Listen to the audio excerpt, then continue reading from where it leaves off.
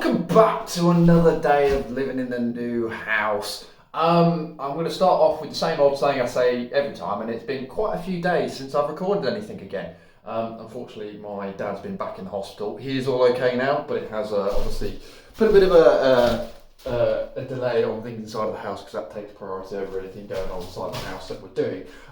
There has been a few bits going on. We just haven't recorded too much. None of it's like major progress, so don't worry, you haven't missed out on anything, but I have got plenty to update you on. And we're going to start with this wall here. So obviously you would have seen at the end of the last vlog that I've replastered this, and I was a little bit uncertain about where these strips are in the wall. Now you can clearly see where they sort of still are. Finish wise, it's not too bad, but if you run your hand over it, you can kind of feel where they're sticking out the wall, so it's not quite level enough. So what I think I'm planning on doing there is we will eventually actually re-skim this wall. That may be a job for later this afternoon, because actually it's finally stopped raining for once. We want to get out in the garden and do some bits. So I'm going to go update you on those things that we've been working towards down there, because we've got some cool updates, but that involves going outside, so I'll see you in a second. So story time while we are outside. So we wanted to get on and do some vegetable growing this year. Now we have the garden space to do so and get a bit of a sort of little allotment going. Nothing too crazy just yet, because obviously we've got tons of work to do in the house and we can't spend loads of time out here. So you may have remembered, obviously we removed the pampas grass, we dug up all the gravel in one of the previous vlogs. Elizabeth and I have done a bit of sifting just off camera just to get some of the bigger bits of slate out of this, because we want to reuse it. Had one minor disaster where I dropped a bag of slate on the floor and it split and went everywhere, but we're okay there. And our plan is we're going to reuse that slate. Now, I wanted to build a couple of beds along here, but to do that I was planning on using these bricks, but we haven't got enough of them, and where we've been using them around the fire pit, they've been splitting up a little bit, so they weren't that great. So I went on Facebook Marketplace with the intention of buying some sleepers. Now, looking online, if I was to buy sleepers from like Wix or B&Q or something like that, they're like 40 quid a pop. And to get the size of the beds we're looking at doing there, it's just going to end up costing like hundreds of pounds, and it's not worth investing in because it's only going to be temporary until we decide what we're fully doing with the garden. So yeah, I jumped on Facebook Marketplace, went looking around at your reclaimed sleepers and found some guy that was just getting rid of some.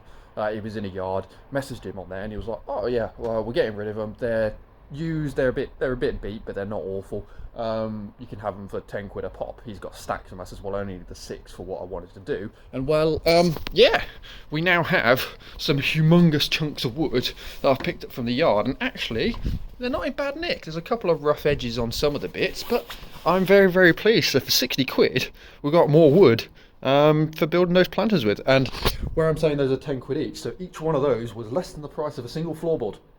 That is the price of timber at the moment, but very, very pleased though. So what the plan sort of is that we want to do then is get all this back corner clean and levelled, get all this gravel sifted out. We're going to build one 2.4 by 1.2 metre bed here and another 2.4 by 1.2 metre bed here, and then what we'll do is the slate that we're saving from here we'll use to make a bit of a pathway between them, and then we can get on with planting some of the vegetables out. I'm going to jump back inside now because we have actually already started on that. So we have unfortunately put a bit of a timer ourselves to get those completed because we have seeds growing and they need to go in that ground at some point. We should have done that in December or November and got that ground prepped, but it's been miserable and we haven't had a chance to get in the garden. So we're doing it late. We'll see how we get on, but it's going to be fun either way. We have beans, we have peas, we have broccoli, we have parsnips, we have courgettes, we have carrots, we have cauliflower, and we have onions. You know, I said we hadn't gone too ODT. That kind of says another story anyway. But yeah, we've gone through and got some of the onions and some of the cauliflower sort of pre-planted in little trays to get them seeded, ready to go outside. And then most of that stuff kind of needs planting out in March. It is mid-February. So we've got quite a tight line on getting those planters in, so we'll probably go outside and do a bit of work on that today because the weather's not too bad. It's a little bit chilly, but at least it shouldn't rain, so we can get out there and do some more prep work. In the terms of other updates then, other things that have been bought, so apology gift for the bird's nest that got destroyed has arrived. So that's the bird box Elizabeth selected. We've got to get that up and outside somewhere at some point. We've also then got the bird seed, and if you look just outside the window here as well, we now have a picnic bench feeder tray. There you go, hanging there. I don't know if it's been used yet. We'll go have a look at that at some point, see if it has been used. And yeah, I think pretty much bring us up to speed then in terms of where we're at. So yeah, plan of action today is go outside, do some more sifting of gravel. Sounds exciting. And then when the weather starts turning, we'll come back inside and either replaster that wall, which I'd like to get done just so it's finished, or chop the window ledge out. One of the two. But anyway, time to get on with some stuff.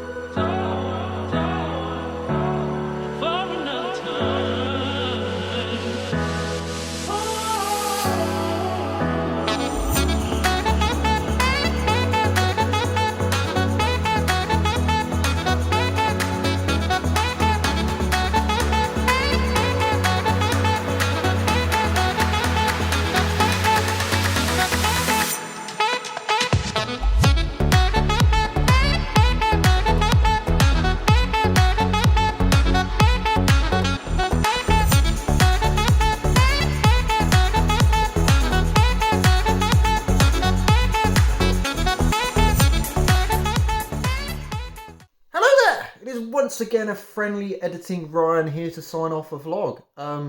Wow, it's quite a big time jump. I think this vlog was filmed on the 16th of February and it's now nearly the 16th of March, or it's the 11th of March today. 10th of March today?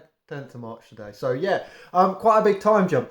The next vlog is going to have an even longer time jump because it's going to be on like the 25th of February. So this is sort of that period where everything was going on. I was in and out, going to see family members in hospital and dealing with a load of other family stuff. So we are coming to the end of the time dilation at least. But anyway, this was quite a good day. We got the office replastered. I say the office, the main bedroom replastered, fully replastered after the disaster. So that was a great achievement.